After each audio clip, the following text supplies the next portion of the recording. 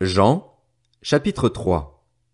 Or, il y avait parmi les pharisiens un homme du nom de Nicodème, un chef des Juifs. Il vint de nuit trouver Jésus et lui dit, Maître, nous savons que tu es un enseignant envoyé par Dieu, car personne ne peut faire ces signes miraculeux que tu fais si Dieu n'est pas avec lui.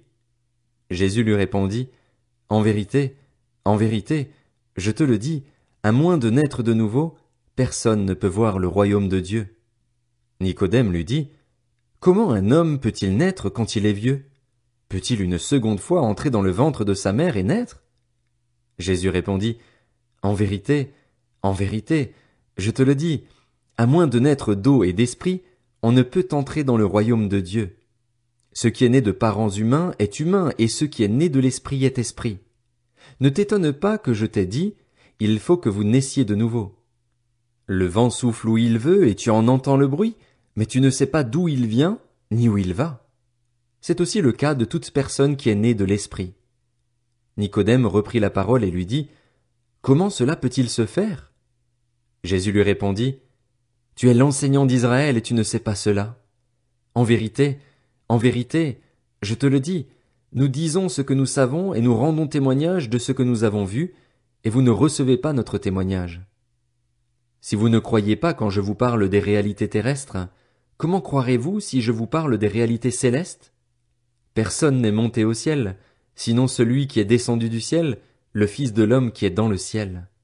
Et tout comme Moïse a élevé le serpent dans le désert, il faut aussi que le Fils de l'homme soit élevé afin que quiconque croit en lui ne périsse pas, mais qu'il ait la vie éternelle.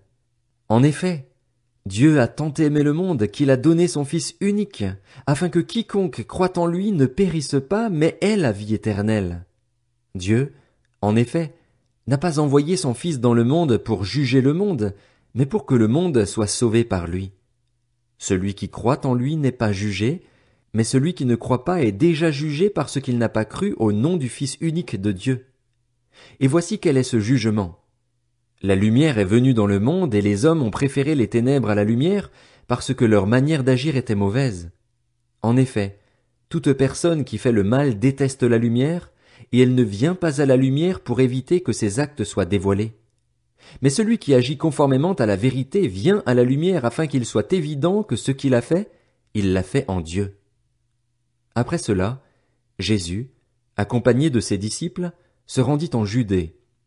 Il y séjourna avec eux et il baptisait. Jean aussi baptisait à Hénon, près de Salim, parce qu'il y avait là beaucoup d'eau, et l'on s'y rendait pour être baptisé. En effet, Jean n'avait pas encore été mis en prison. Or, une discussion surgit entre les disciples de Jean et un juif au sujet de la purification. Ils vinrent trouver Jean et lui dirent, « Maître, celui qui était avec toi de l'autre côté du Jourdain et à qui tu as rendu témoignage, le voilà qui baptise, et tous vont vers lui. » Jean répondit, « Un homme ne peut recevoir que ce qui lui a été donné du ciel.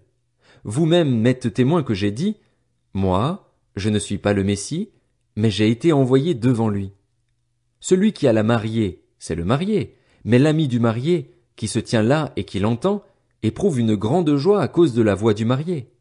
Ainsi donc, cette joie qui est la mienne est parfaite. Il faut qu'il grandisse et que moi, je diminue. Celui qui vient d'en haut est au-dessus de tous. Celui qui est de la terre est de la terre, et il parle des réalités terrestres. Celui qui vient du ciel est au-dessus de tous, il rend témoignage de ce qu'il a vu et entendu, et personne n'accepte son témoignage. Celui qui a accepté son témoignage a certifié que Dieu est vrai.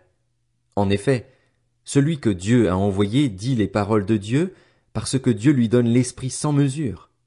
Le Père aime le Fils et a tout remis entre ses mains. Celui qui croit au Fils a la vie éternelle. Celui qui ne croit pas au Fils ne verra pas la vie, mais la colère de Dieu reste au contraire sur lui.